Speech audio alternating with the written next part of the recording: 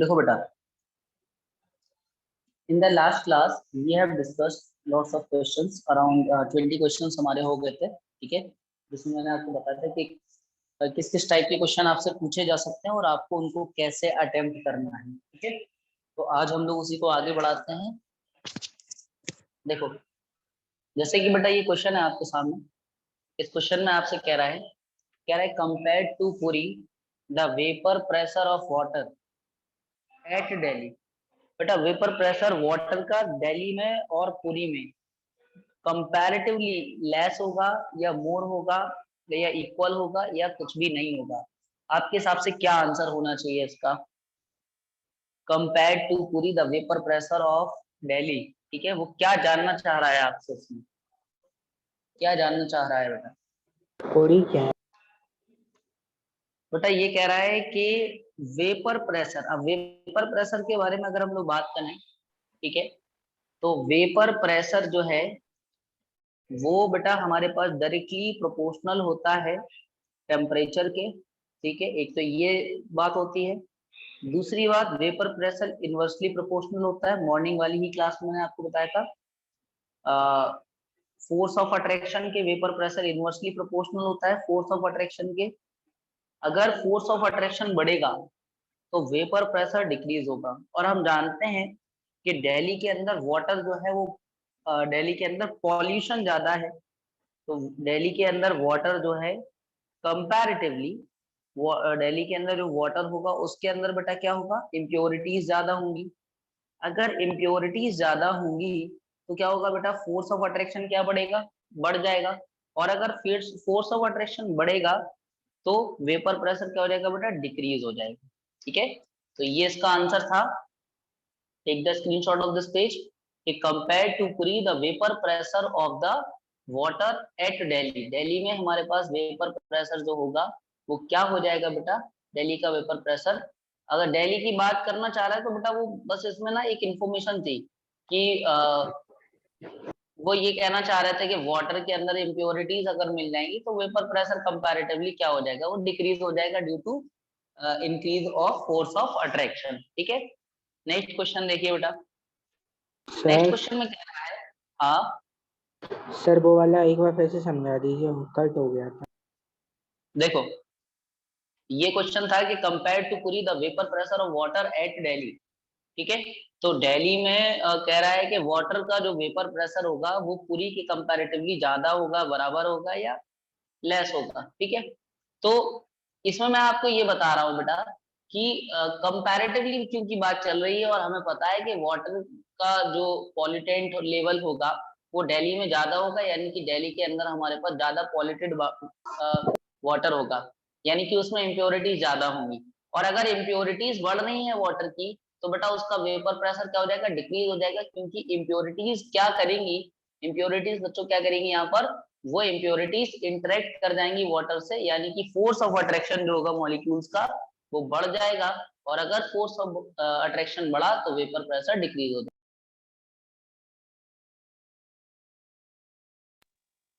आगे बात समझ में बेटा, क्लियर हो गया कुणाल?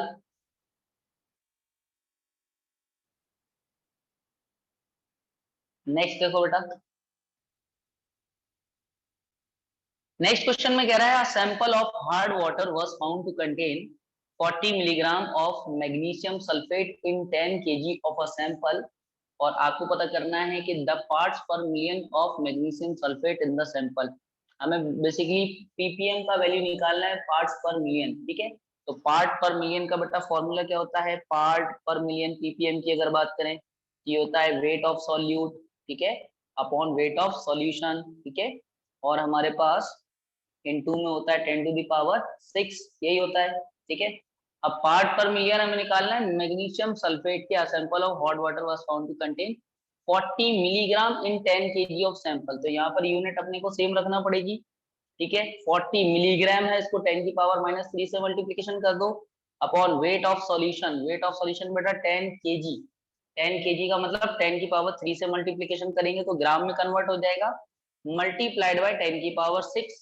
ठीक है, तो ये 40 mg था, ये 10 kg था। अगर मैं इसको सॉल्व करूं तो ये 0 से 0 कैंसिल हो जाएगा, ये 10 की पावर 3 बचेगा, तो हमारे पास आंसर कितना आ जाएगा बेटा इसका 4 आंसर आ जाएगा। B option will be the answer of this question. ठीक है, समझ आ गया? पहले से आंसर आना स्टार्ट हो जाते हैं बच्चों के। B option, very good, very good बच्चों, बी ऑप्शन, 3 बच्चों का आंसर करेक्ट निकला। नेक्स्ट देखो बेटा, स्क्रीनशॉट ले लेना इस क्वेश्चन का। नेक्स्ट देखिए, नेक्स्ट क्वेश्चन में कह रहा है if the molarity of a solution of sulfuric acid, beta molarity of a solution of a sulfuric acid is 1.3 molar, then its molality will be, molality निकालना है। देखो बेटा हमको मोलैलिटी निकालना है, मोलैरिटी हमको दी हुई है 1.35 मोलर, ठीक है, और हमको डेंसिटी दी हुई है। अब बहुत ज्यादा झंझट करने से अच्छा है, जैसे यहाँ पर डेंसिटी दी हुई है, ठीक है, ग्राम पर सेंटीमीटर की हुई है, हमको दी हुई है, तो हम लोग बेटा डायरेक्टली इसको यूज कर सकते। कैसे? आप चाहो तो पहले बेटा आप वेट ऑफ सॉल्यूशन निकाल सकते हो, वेट निकलेगा, फिर सल्फ्यूरिक एसिड का आप वेट निकाल सकते हो, ठीक है, फिर वेट इसमें बेटा वाटर का निकालोगे, तो बहुत ज्यादा झंझट करना पड़ेगा। आप डायरेक्टली अगर इस फॉर्मूले के यूज कर लो, that is 1000 into molarity upon 1000 into density minus molarity into molar mass of solute. अगर आपने इससे कर लिया तो ये डायरेक्टली आपके पास एक फॉर्मूला हो गया। ये स्पेशल फॉर्मूले मैंने बताए थे कि कभी कभी क्वेश्चंस में ऐसा हो जाता है कि मोलैरिटी और डेंसिटी आपको दे दे और मोलैलिटी पूछ ले। अगर मोलैलिटी पूछ रहा है, मोलैरिटी डेंसिटी दे रहा है, या इन 3 टर्म में से मोलैलिटी, मोलैरिटी और डेंसिटी में, इन तीनों में से कोई भी 2 टर्म आपको दे करके एक टर्म अगर आपसे पूछ रहा है, तब बेटा आपको करना क्या है, आपको ये फॉर्मूला यूज करना है, molality equal to 1000 into molarity upon 1000 into density. बस कुछ नहीं, यहाँ पर वैल्यू पुट कर देना है हमको, 1.35 अपॉन सल्फ्यूरिक एसिड का मॉलिक्यूलर मास सभी को याद होना चाहिए 98 होता है, ठीक है। करने के लिए आप कर सकते हो 2 into H plus 1 into S plus 4 into O, ऐसे भी आप कर सकते हो, हाइड्रोजन का एटॉमिक मास और सल्फर का, ये सारी चीजें आप कर सकते हो, इधर पे 16 भी कर सकते हो, ठीक है। तो अपॉन 1000 इंटू डेंसिटी का वैल्यू रख लेना 1.02 माइनस मोलैरिटी, मोलैरिटी का वैल्यू हमारे पास 1.35 है इंटू 98, ठीक है। तो ये पूरी कैलकुलेशन आप कर लेना, ठीक है। और कोई कोई बच्चा इसका आंसर कर रहा है सी आंसर, ठीक है, तो इसका आंसर सी ही होगा, ठीक है। कैलकुलेट कर लेना 1.52 ही आएगा, ठीक है। Take the screenshot of this page, इसका भी स्क्रीनशॉट ले लो बेटा।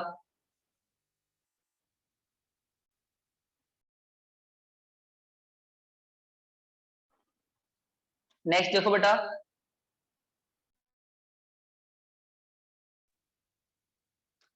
कह रहा है the molarity of dilute solution is double. Molarity को वो डबल कर रहे हैं बेटा, molarity of the dilute solution is double the value of molar depression constant KF. KF के लिए तो आप लोगों ने कल ही फॉर्मूला लिखा था बेटा, केएफ का फॉर्मूला कल मैंने आपको बताया। केएफ का फॉर्मूला क्या था बेटा? केएफ का था molar mass of solvent, molar mass of solvent into molar mass of solvent into R into T F का स्क्वायर, ये बताया था। अपॉन में बेटा क्या होता है हमारे पास 1000 into delta H of fusion, ये होता है इसका फॉर्मूला, ठीक है। सर ये तो डिपेंड नहीं होगा सर कंसंट।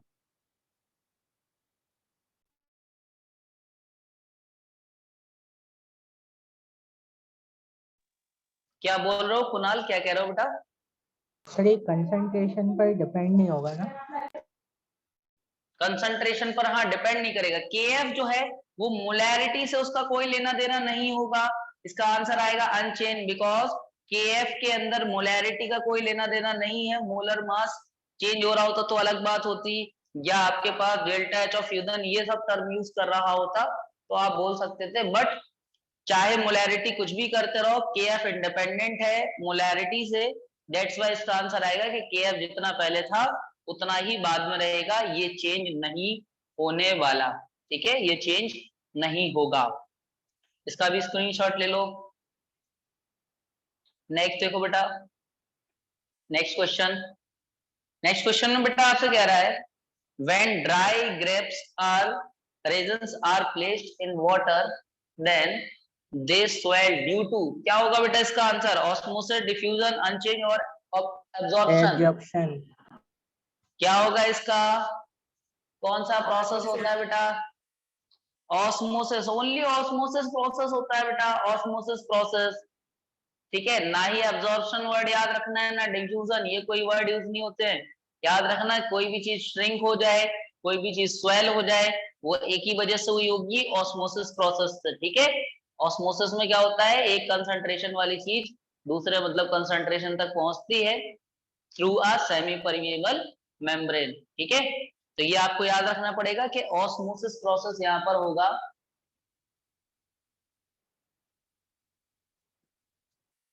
इसको ऑस्मोसिस कहते हैं। ठीक है, ये तो बिल्कुल इंफॉर्मेटिव क्वेश्चन था। नेक्स्ट देखो बेटा,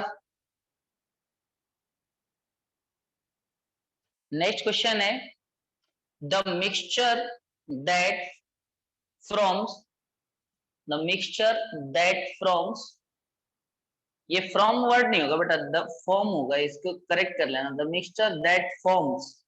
ठीक है, अब सही है, the mixture that forms minimum boiling azeotrope. अब ये बेटा एजियोट्रोप के ऊपर क्वेश्चन आ गया, तो बेटा एजियोट्रोप की आपको लिस्ट बनाना पड़ेगी, आपको एजियोट्रोप वाली एक लिस्ट बनाना पड़ेगी।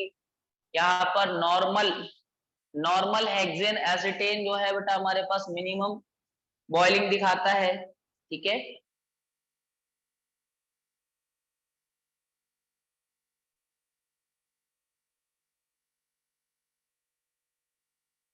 तो ये बेटा याद रखना कि हमारे पास ये जो है पॉजिटिव डेविएशन रहता है इसका, इंफॉर्मेशन के लिए लिख दे रहा हूं कि इसका बेटा पॉजिटिव डेविएशन होता है। ठीक है, पॉजिटिव डेविएशन होता है इसका, और ये हमारे पास मिनिमम बॉइलिंग ऑफ एजियोट्रोप है। ठीक है, N hexane acetone, normal hexane acetone, normal hexane का मतलब ये है कि 6 कार्बन ऐसे लाइन से जुड़े हुए हैं। ठीक है, 6 कार्बन, और हमारे पास acetone CH3 C double bond हो CH3, इन दोनों का मिक्सचर। ठीक है, नेक्स्ट देखो बेटा, sir water and nitric acid sir negative deviation show करेंगे ना सर,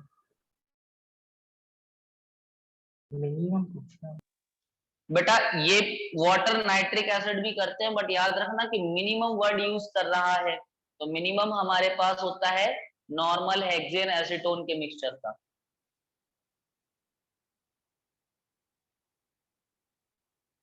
नेक्स्ट वाला क्वेश्चन क्या है कि when egg is placed in concentrated solution of sodium chloride it sink due to, कौन सा प्रोसेस होगा बेटा हमारे पास, कौन सा प्रोसेस होगा इसका?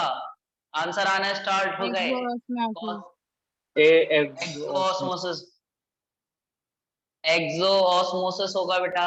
ऑस्मोसिस ही। ठीक है,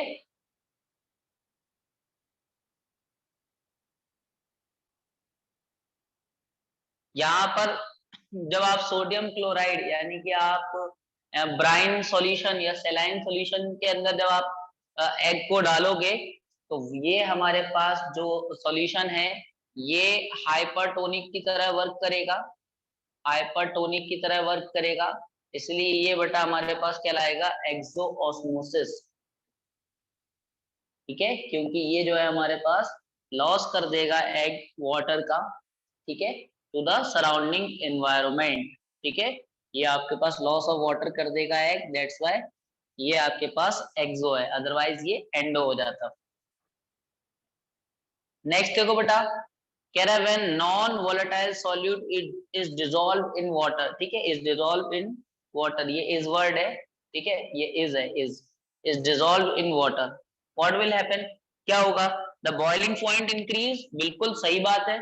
द वेपर प्रेशर डिक्रीज, ये भी सही बात है। द फ्रीजिंग पॉइंट डिक्रीजेस, ये भी सही बात है, यानी कि इसका ऑप्शन होगा डी। चारों के चारों ऑप्शन सही है। जब नॉन वोलेटाइल सॉल्यूट को ऐड किया जाएगा वाटर के अंदर, तो उसका बॉइलिंग पॉइंट तो बढ़ जाएगा, एलिवेशन भी होगा, वेपर प्रेशर उसका डिक्रीज हो जाएगा due to the interaction of water and non volatile solute, और फ्रीजिंग पॉइंट बेटा इसका डिक्रीज हो जाएगा कम हो जाएगा, ठीक है। तो फ्रीजिंग पॉइंट डिक्रीज हो जाएगा क्योंकि नॉन वोलेटाइल सॉल्यूट जो है वो स्पेस ऑक्यूपाई कर लेगा वाटर मॉलिक्यूल्स के बिटवीन में। नेक्स्ट देखो बेटा, नेक्स्ट अगर हम लोग बात करें नेक्स्ट क्वेश्चन की, तो नेक्स्ट क्वेश्चन हमसे कह रहा है कि विच of the following concentration term is not affected by temperature. ये अभी पढ़ाया था मैंने कल वाली क्लास में कि विच of the following concentration term is not affected by the temperature. इसके तो आंसर सभी बच्चों के आने चाहिए। मोलैलिटी। कौन सा है? मोलैलिटी कौन सा है? Option number C, molality. C C, very good बेटा, क्योंकि मोलैरिटी जो है, बस बेटा, मोलैरिटी, नॉर्मेलिटी और मोलैरिटी और परसेंटेज डब्ल्यू बाई वी में ये आपके पास मास डिपेंडेंट है, मास डिपेंडेंट है। और मास डिपेंडेंट जो होते थे क्या होते थे बेटा, ये टेम्परेचर के भी इंडिपेंडेंट होते थे, वाइल अदर जो है वो वॉल्यूम डिपेंडेंट थे, ठीक है। अदर जो है ये सब हमारे पास वॉल्यूम डिपेंडेंट है, तो टेम्परेचर चेंज करने से भी इफेक्टेड हो सकते हैं। Take the screenshot of this page also. Next देखो बेटा, नेक्स्ट क्वेश्चन आपसे कह रहा है which of the following affected by the temperature. कौन अफेक्टेड हो जाएगा?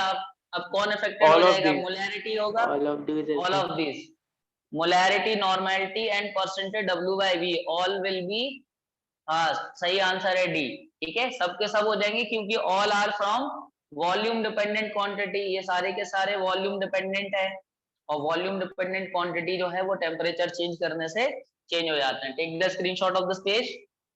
नेक्स्ट देखिए, नेक्स्ट में कह रहा था solubility of a solid in liquid does not depends upon. Solubility of a solid in liquid किस पर डिपेंड नहीं करती? इंफॉर्मेशन है ये, किस पर डिपेंड नहीं करती? बोलो जल्दी से, बोलो जल्दी। क्या नेचर ऑफ सॉलिड इस पे डिपेंड? डज नॉट डिपेंड की बात हो रही है बेटा, does not depend. Pressure. Sir, nature of solute and solvent. Nature of solute sir है, pressure. Nature of solute solvent, बेटा सॉलिबिलिटी की बात हो रही है, solubility of a solid in liquid. Sir extensive vapour pressure होगा सर। सॉलिबिलिटी किस बात पर? बेटा टर्म देखो क्या दे रहा है, Sir, pressure. Solid in liquid. Solid. Yes, sir, pressure पे डिपेंड नहीं करता, प्रेशर से सर अकेला हाँ, इफेक्ट करता है। प्रेशर से अकेला गैस पर इफेक्ट करता है, याद आ गया। गैस को जब आप लिक्विड में सॉल्युबल करते हो तब प्रेशर नीड होता है, बाकी केस में बेटा हमारे पास प्रेशर नीड नहीं होता है। गैस को लिक्विड में अगर डिसॉल्व करोगे तब आपको ध्यान रखना है कि तब प्रेशर। देखो ये क्वेश्चन के आंसर के गलत होने के काफी ज्यादा चांसेस थे इसी वजह से, क्योंकि यहाँ पर कई बच्चे इस वर्ड पे ध्यान नहीं दे रहे थे कि सॉलिड इन लिक्विड की बात हो रही है, गैस इन लिक्विड की बात नहीं हो रही है बेटा, सॉलिड इन लिक्विड की बात हो रही है। तो यहाँ पर किससे अफेक्टेड होगा? ये प्रेशर से। Next question,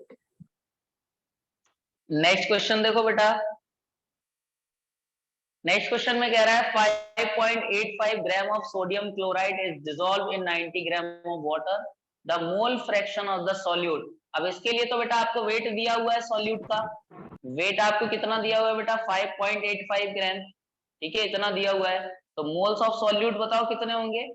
weight of the solute that is 5.85 upon molecular mass, molecular mass कितना होता है इसका? 58.5, ठीक है। इधर से पॉइंट हटाओ, जीरो बढ़ाओ, इधर से पॉइंट हटाओगे, 2 जीरो बढ़ जाएंगे बेटा, ये कैंसल, ये कैंसल, 1/10 आ गया। अब ये 1/10 आ गया यानी 0.1 आ गया। अब बेटा वेट ऑफ सॉल्वेंट की अगर बात करें तो वेट ऑफ सॉल्वेंट आपको 90 ग्राम दिया हुआ है। अगर ये 90 ग्राम है तो यहीं से आप मोल्स निकाल सकते हो बेटा। जब मोल्स निकालोगे सॉल्वेंट के तो मोल्स के लिए क्या करना पड़ेगा बच्चों? आपको मास को डिवाइड करना पड़ेगा बेटा, कितने से? 18, मॉलिक्यूलर मास से कितना जाएगा? 5। तब आपके पास moles, mole fraction of solute जब आप निकालोगे तब फॉर्मूला लगाओगे moles of solute upon total moles of the substance upon total moles of the substance. तो ये आपके पास कितना हो जाएगा बेटा? यहां से ये आपके पास आ जाएगा 0.1 अपॉन 0.1 प्लस 5 यानी कि 0.1 अपॉन 5.1, तो अब इधर से आप पॉइंट हटा सकते हो, 1/51 लिख सकते हो। बट अगर सर ये तो सब 11th द्रोण बैठ के क्लास ले रहा है क्या? ये तो सब 11th का है, वो बोल रहा है। कंसंट्रेशन टर्म्स 11th में भी है, 12th में भी है। तुम सुबह वाली क्लास में नहीं बैठ रहे हो क्या द्रोण?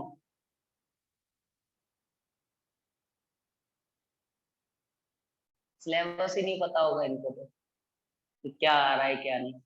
क्या आंसर होगा? 0.0196, ये इसका आंसर होगा।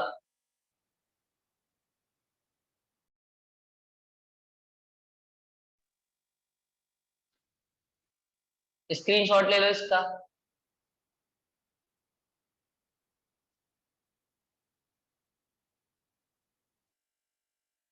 नेक्स्ट देखो बेटा, question number 32, the boiling point of water in pressure cooker, the boiling point of water in pressure cooker, कोई कौन बताएगा इसका आंसर कितना होगा?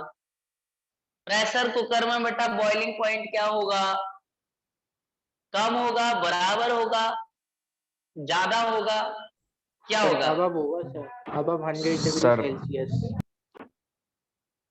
Sir below 100 degree. बिलो या अबव इक्वल तो होगा नहीं। अगर प्रेशर कुकर में अबव पानी की बात चल रही है, below sir below.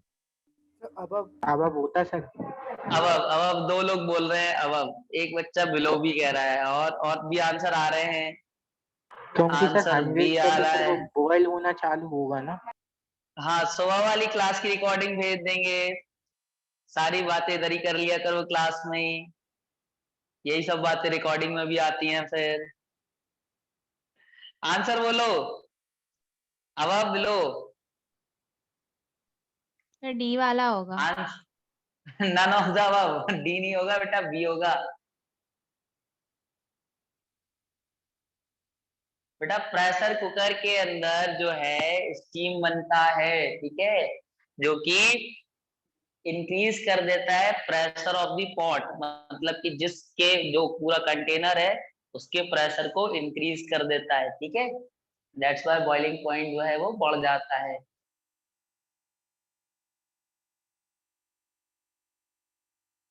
Next question देखो, अच्छा क्वेश्चन था ये।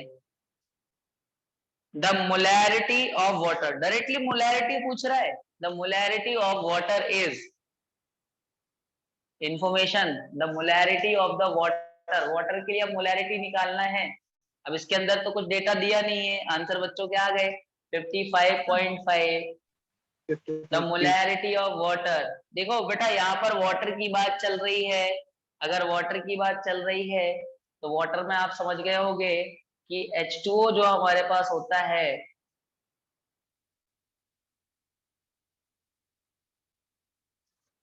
the molarity of water, moles of solute upon volume of solution, ठीक है। अब मैं अगर इसका डायरेक्टली आपको आंसर बताऊं तो बेटा इसका डायरेक्टली हमारे पास आंसर आएगा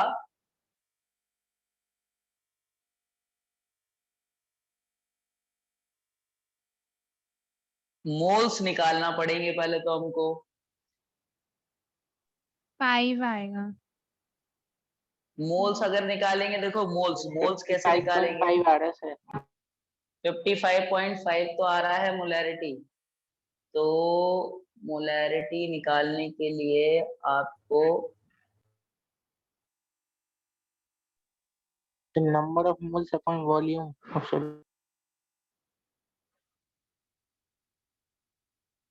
तो 1/18 अपॉन 1, नहीं 1000/18।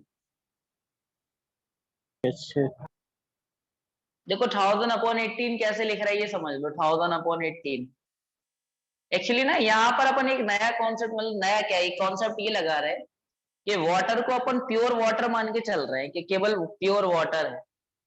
अब प्योर वाटर का मतलब क्या हुआ कि अगर कहीं पर प्योर वाटर है, प्योर वाटर का मतलब ये हुआ कि वहां पर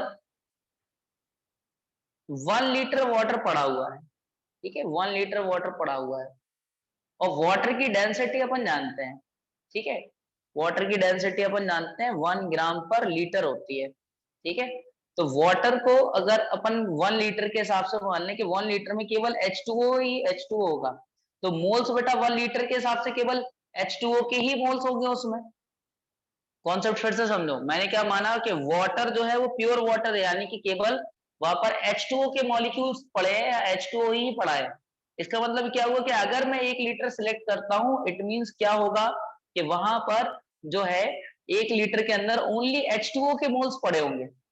तो 1 लीटर के अंदर जब मैं मोल्स निकालूंगा, तो देखो मैंने यहाँ पर जैसे मैं density equal to mass by volume का अगर मैं कॉन्सेप्ट लगा दूं, यहाँ पर डेंसिटी जैसे 1 ले लूं, डेंसिटी इक्वल टू मास, मुझे नहीं पता मास, बट मुझे पता है कि मैं 1 लीटर लेकर के चल रहा हूँ। 1 लीटर का मतलब मेरे पास 1000 ml की बात हो रही है, ग्राम पर मिलीलीटर होता है ये, ठीक है, ग्राम पर मिलीलीटर, ग्राम पर मिलीलीटर होता है, ठीक है। तो यहाँ से मेरे पास वेट आ जाएगा उसका 1000 ग्राम, और वेट अगर मुझे मिल गया तो मैं ये फॉर्मूला लगा सकता हूँ, molarity equal two moles of the solute upon volume of the solution, यानी कि 1000 अपॉन 18 अपॉन 1, तो 1 से कोई फर्क पड़ने नहीं वाला, जिसका आंसर आ जाएगा 55.5।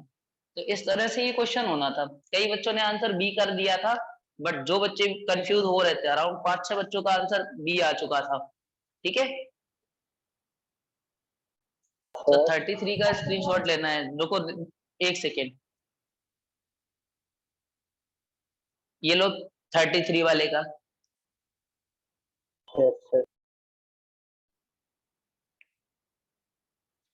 34 का भी ले लो।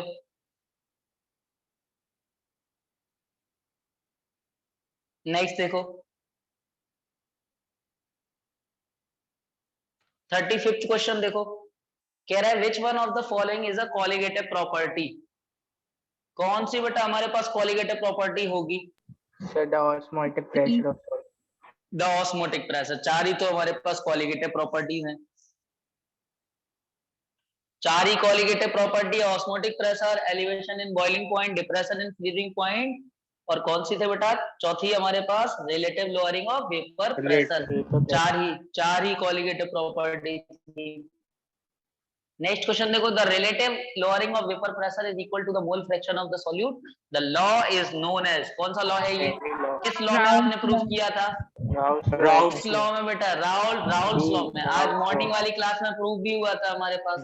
The lowering of vapour pressure यानी P naught A minus P A is equal to, हम लोगों ने क्या किया था, P naught A into X B, ठीक है। तो ये हमारे पास द रिलेटिव लोअरिंग की बात हो रही थी, तो हम लोग इधर पर डिवाइड में ले गए थे, यानी P naught A minus P A upon P naught A equal to X B, ये हम लोगों ने राउल्ट लॉ में प्रूव किया था, ठीक है। राउल्ट लॉ में इस चीज को प्रूव किया, स्क्रीनशॉट ले लो इसका भी।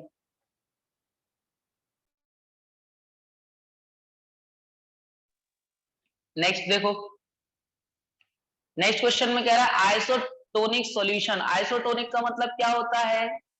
आइसोटोनिक सॉल्यूशन बेटा, आइसोटोनिक सॉल्यूशन। अब देखो यहाँ पर थोड़ा सा घुमा करके पूछ रहा है, विस्कोसिटी, डेंसिटी, सारे टर्म इंट्रोड्यूस हो गए, बॉइलिंग पॉइंट, आंसर एक का आ गया ए, बहुत बढ़िया।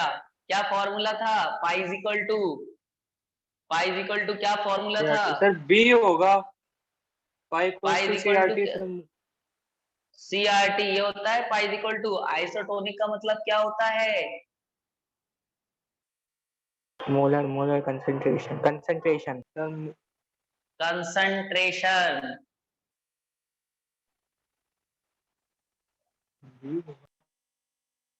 पाई इज इक्वल टू बेटा सीआरटी लगाना है इसमें, इसका आंसर क्या होगा? बी वाला, क्योंकि पाई जो है अगर पाई 1 इक्वल टू पाई 2, इसका मतलब C1 equal to C2।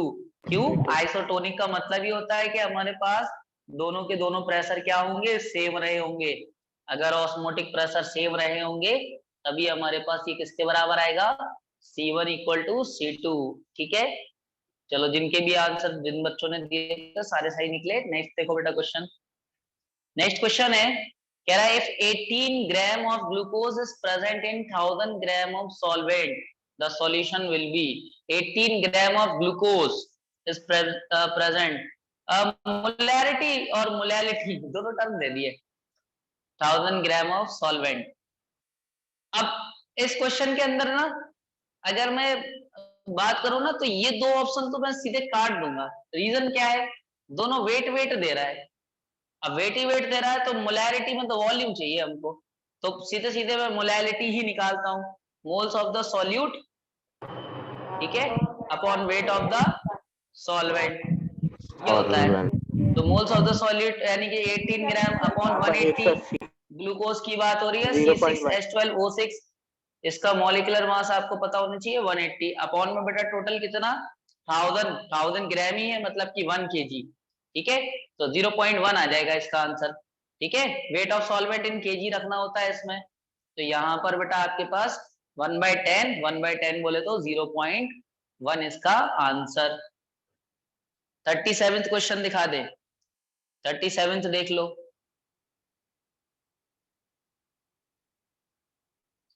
Next देखो बेटा 38 का भी स्क्रीनशॉट ले ही लो।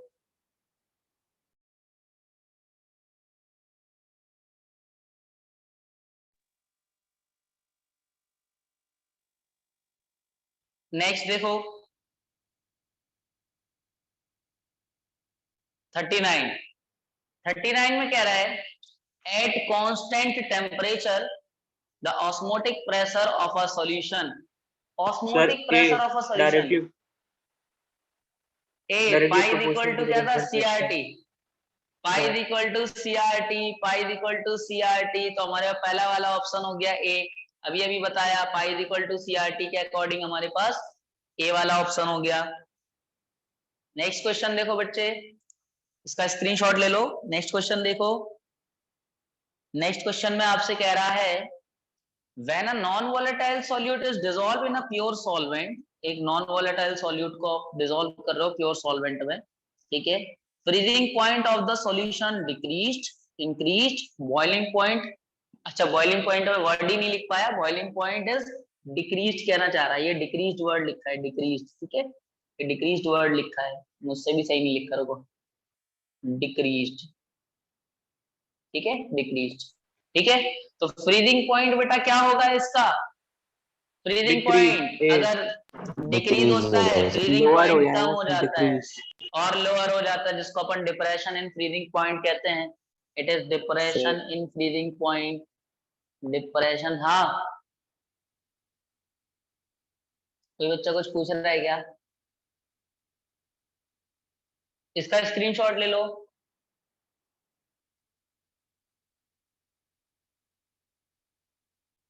नेक्स्ट क्वेश्चन देखो बेटा। सर हाँ, बॉइलिंग पॉइंट पे सर क्या इफेक्ट पड़ता है?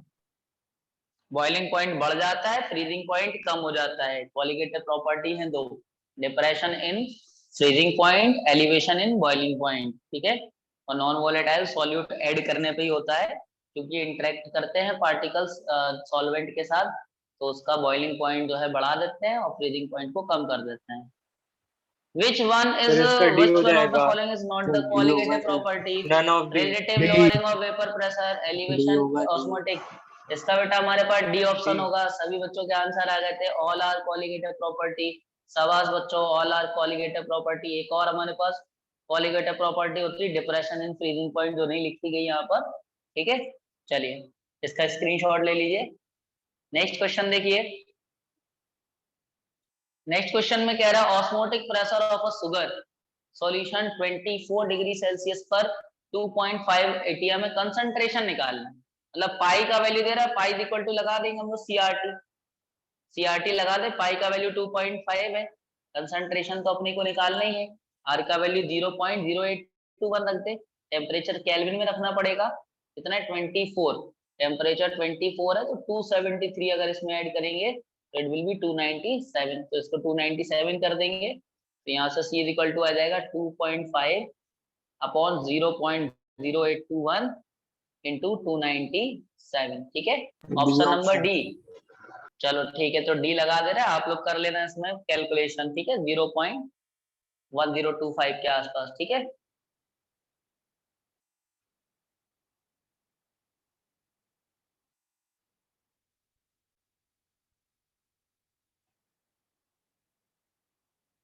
नेक्स्ट क्वेश्चन देखो, इसका स्क्रीनशॉट ले लेना।